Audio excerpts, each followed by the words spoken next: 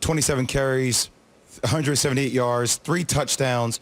Why isn't his name in the MVP conversation like we're talking about Patrick Mahomes? Yeah, Jay Will, it should be. He was the best player on the field yesterday. And what Tennessee can do is they can throw it over your head. And you look at 2 big passes to A.J. Brown as well as Corey Davis for 37 yards to Corey Davis. And what Tennessee can do is they can really spread you out because Tannehill can get the ball down the field. And then you let Derrick Henry go to work. 3 touchdowns yesterday. And maybe the other player that should be in the MVP candidates discussion should be DeForest Buckner. The Colts give up double yards per carry when he's not on the field. So Derrick Henry was the best player on the field. Tannehill was a great compliment with deep passes, and the Colts cannot stop the run without DeForest Buckner. What should we make of this Jalen Hurts taking reps with the first team? Key, best players play. And right now, Carson Wentz remarkably is struggling with confidence. You know, we go back a week ago to that pick 6 against Cleveland. That play, to be exemplified what's wrong with Carson Wentz. He lacks confidence. Earlier in that play, he had a player wide open down the seam. He couldn't pull the trigger.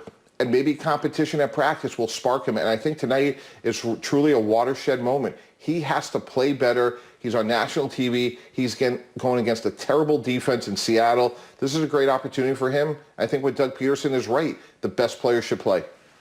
Mike, what do you make of the whole Ravens situation?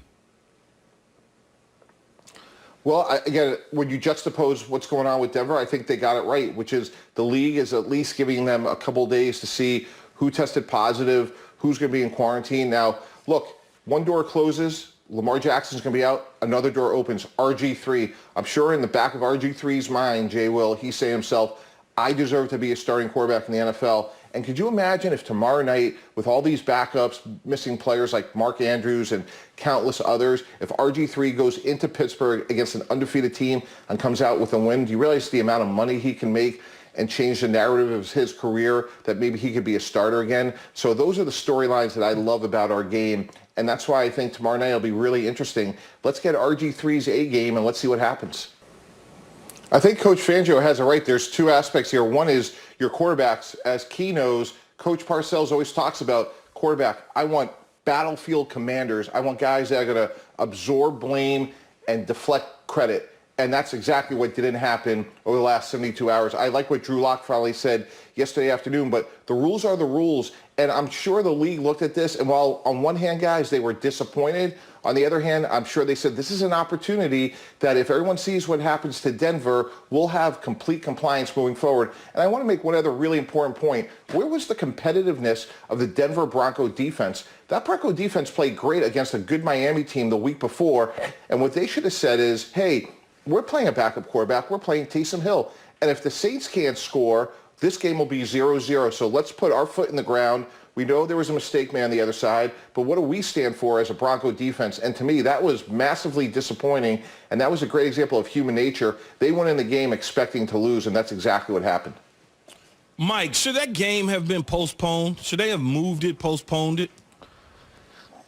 You know, Key, it's interesting. I went back and forth. Originally, I said yes because, look, you're going to a game where unless something weird happens, it's going to be really hard for one team to win. And really, Green Bay, Tampa Bay, those are the teams that are most affected by this. Denver's probably out of the playoffs, but New Orleans is competing with all those other teams, and the Saints or Green Bay may get that 1 seed, and there's only one team that gets a bye, so is it really fair to them? But again, on the other hand, if I'm Roger Goodell and I'm sitting back and saying, here were the rules, here were the protocols, you made the mistake, I didn't, doesn't it send the right message for the next 2 months that you have to be compliant? And I think the league in some ways saw this as an opportunity where we saw the league have flexibility with the Pittsburgh-Baltimore game that's been postponed twice. So I think in the end, the league got it right.